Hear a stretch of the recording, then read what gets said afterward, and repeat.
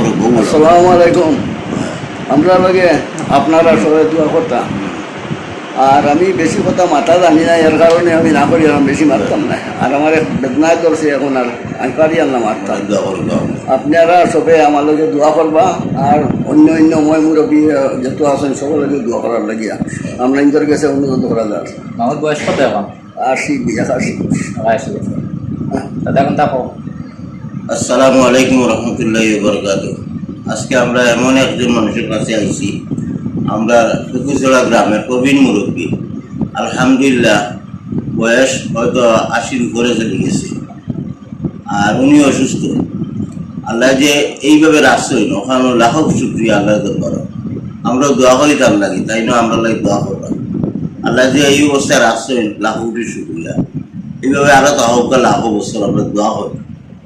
আর এখন আমরা আইসি তাহলে দেখার দেখিয়া আপনাদের কাছে দোয়া চাই, আর ভালো আছেন, সুস্থ এখন তাই, আর দোয়া করবা খাস করি।